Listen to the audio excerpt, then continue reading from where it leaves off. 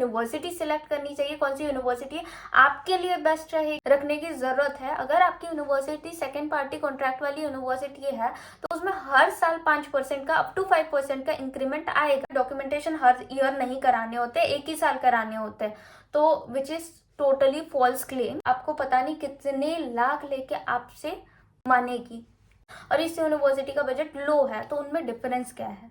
अब मैं अगर कैसा होगा अगर मैं बोलूँ कि कुछ नहीं है और कुछ है भी। हेलो, नमस्ते, वेलकम और welcome back to my channel. मेरा नाम है रसिका। स्वागत है फिर से एक और बार आप सभी का मैड ओ मेडिसिन में। सेशन बदलते रहते हैं, साल बदलते रहते हैं, और जो एडमिशन करने वाले हैं वो लोग भी बदलते रहते हैं, बट कुछ क्वेश्चन होते हैं जो हमेशा कॉमन होते हैं। कोई भी पेरेंट, स्टूडेंट या गार्जियन मुझसे जब मैसेज करता है तो उनके ये क्वेश्चन होते हैं, वो इनिशियल क्वेश्चंस होते हैं, या इन्हीं के बीच में वो उलझे रह जाते हैं, और जब प्रोसेस करवाने की बारी आती है तो वो बहुत बड़ी मिस्टेक करके बैठते हैं।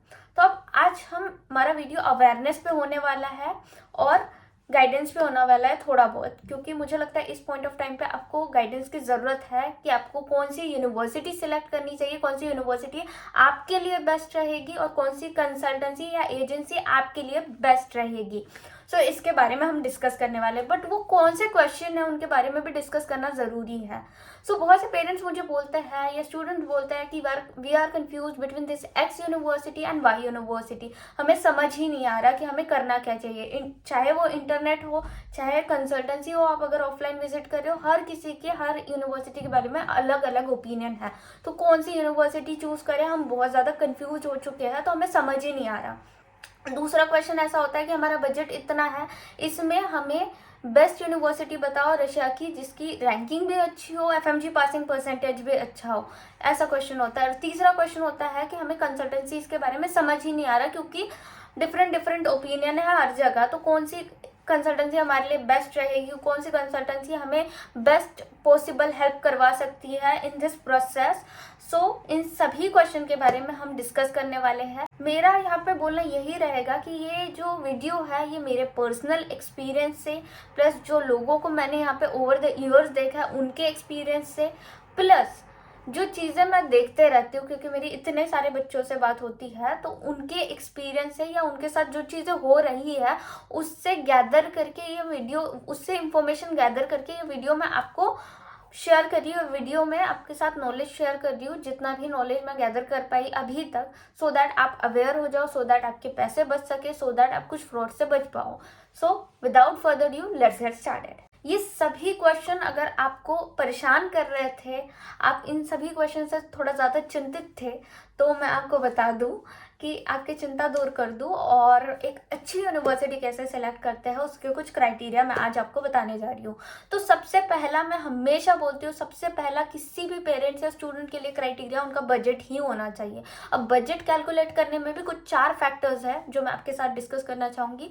पहला, आपकी यूनिवर्सिटी की ट्यूशन फीस। और ट्यूशन फीस आप जब सुनते हो तब एक चीज़ आपको बैक ऑफ द माइंड रखने की ज़रूरत है। अगर आपकी यूनिवर्सिटी सेकेंड पार्टी कॉन्ट्रैक्ट वाली यूनिवर्सिटी है तो उसमें हर साल 5% का अप टू 5% का इंक्रीमेंट आएगा, तो वो अपने दिमाग में लेके चलना। ऐसा नहीं है कि कोई भी बता रहा है कि इतना है तो उसी को जोड़ दो, वो भी थोड़ा बहुत प्लस माइनस लेके चलना, ठीक है। उसमें भी प्लस माइनस का थोड़ा एरर आ सकता है जो आपको बताया जाता है। उसके बाद आपकी हॉस्टल फीस, उसके बाद डॉक्यूमेंटेशन। अब मैंने देखा है बहुत से लोग आजकल बोल रहे हैं कि डॉक्यूमेंटेशन हर ईयर नहीं कराने होते, एक ही साल कराने होते हैं, तो which is totally false claim. Documentation हर साल आपको करवाने होते हैं, ठीक है। उसके बाद आपका पर्सनल एक्सपेंस आता है। तो इन चारों फैक्टर्स को मिला के आपका बजट निकल सकता है एक मोटा मोटा, और उसमें भी 2-3 लाख प्लस माइनस लेके चलना, ठीक है। ऐसा नहीं है कि मतलब वो लग ही जाएगा, बट ऐसा भी नहीं है कि नहीं लगेगा। So it depend on particular student. So अगर आपको इससे रिलेटेड एक डिटेल में एनालिसिस या डिटेल में कोई एग्जांपल चाहिए कि कैसे कैलकुलेट हमें करना चाहिए, तो उससे रिलेटेड ऑलरेडी मैंने एक वीडियो बना रखी है जो आपको आई बटन पे दिख रही होगी। सो गो चेक दैट आउट। अब इसी में क्या स्कैम हो रहा है उसके बारे में भी डिस्कस करने की ज़रूरत है। अभी रिसेंटली एक पेरेंट ने मुझे बोला कि आपने जो फीस बताई अपने वीडियो में किमोरोव स्टेट यूनिवर्सिटी की, वो गलत है, क्योंकि हमें 1,90,000 फीस बताई जा रही है किमोरोव स्टेट यूनिवर्सिटी की। So guys it is totally wrong thing. 1,90,000 तो यार फीस ही नहीं है। अगर ऐसे कोई फॉल्स क्लेम कर रहा है तो उस कंसल्टेंसी से दूर हो जाओ, क्योंकि वो आपको पता नहीं कितने लाख लेके आपसे मानेगी। We don't know. हाँ, मैं मान सकती हूँ कि वो प्रीवियस वाली फीस है, बट वो लोग अपडेट देने को भी रेडी नहीं है, और वो लोग बोल रहे हैं कि आपको डॉक्यूमेंटेशन सिर्फ 1 साल कराया जाता है। बच्चे झूठ बोलते हैं कि डॉक्यूमेंटेशन हर साल होता है। तो भाई वीज़ा तो 1 ही साल का लगता है ना। लॉजिकल चीज़ आप सोचो, वीज़ा तो 1 ही साल का लगता है, दूसरे साल तो रिन्यू जाके कराना ही होगा। सो झूठ कौन बोल रहा है आप देख लो। और ये सब चीज़ें जानने का बेस्ट तरीका क्या होता है, आप किसी भी यूनिवर्सिटी के ऑफिशियली ईमेल पे ईमेल कर सकते हो। अगर आपको बहुत ही ज़्यादा डाउट आ रहा है तो आप जाके उसके ईमेल पे ईमेल कर दो कि ऑफिशियल ईमेल होना चाहिए यूनिवर्सिटी का कि हमें इस चीज़ में डाउट आ रहा है, तो वो आपको रिप्लाई आ जाएगा होपफुली।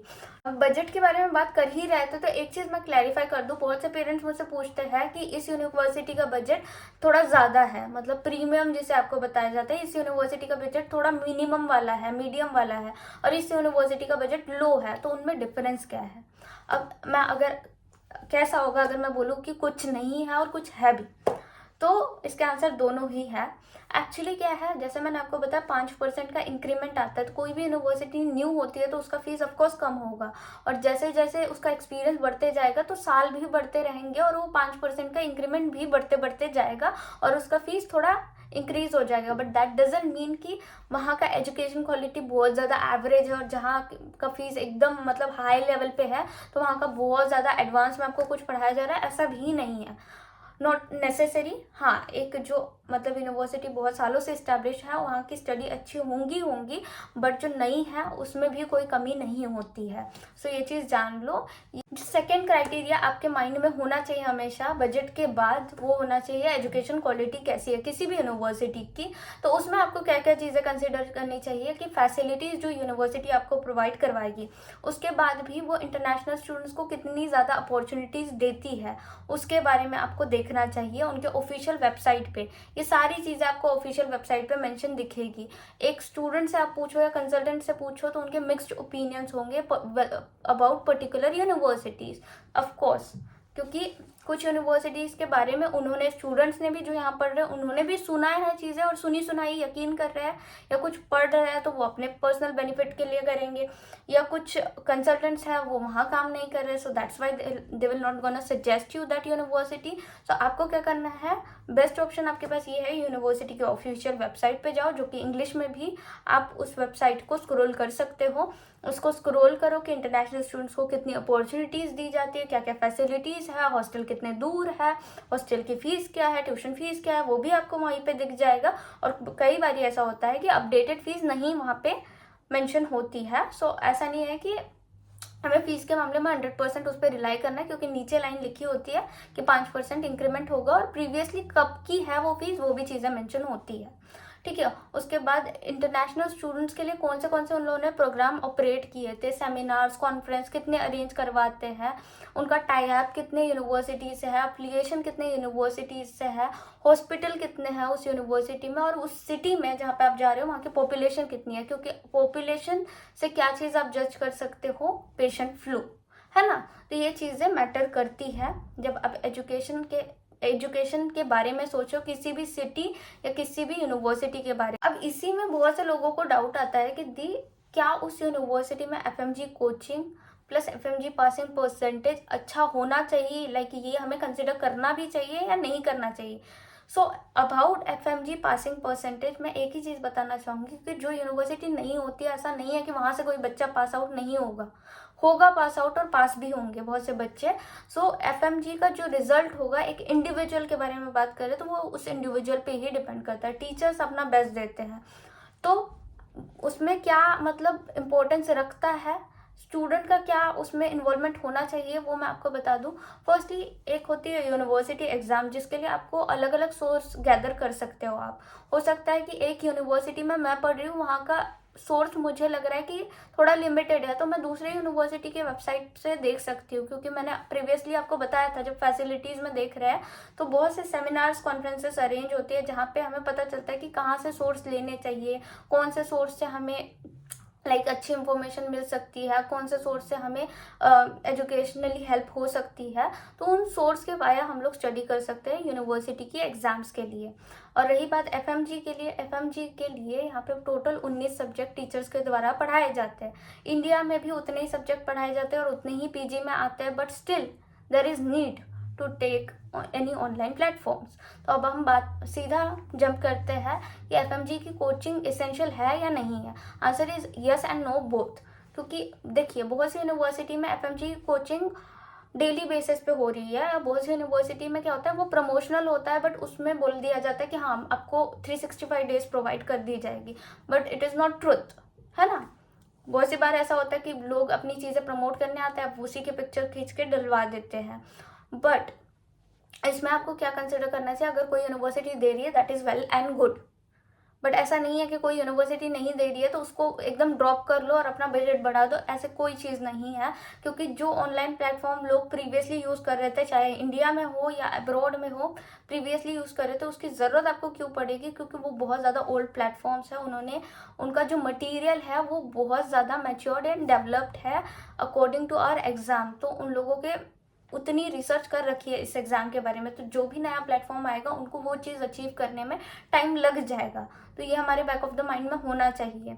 चाहे टीचर वहाँ के अच्छे हो, बट आपको एटलीस्ट आपको 2-3 साल के लिए तो लेना ही पड़ेगा किसी भी ऐप का, एप्लीकेशन का सब्सक्रिप्शन, चाहे वो प्रेप लैडर हो, मैरो हो या कोई भी अदर एप्लीकेशन हो। सो ये चीज़ उतनी मैटर नहीं करती। एफएमजी कोचिंग होना भी मैटर नहीं करता और एफएमजी पासिंग परसेंटेज भी मैटर नहीं करता, क्योंकि एक का रिजल्ट से आपका रिजल्ट आ जाएगा वो मैटर नहीं, वो चीज़ ही नहीं है।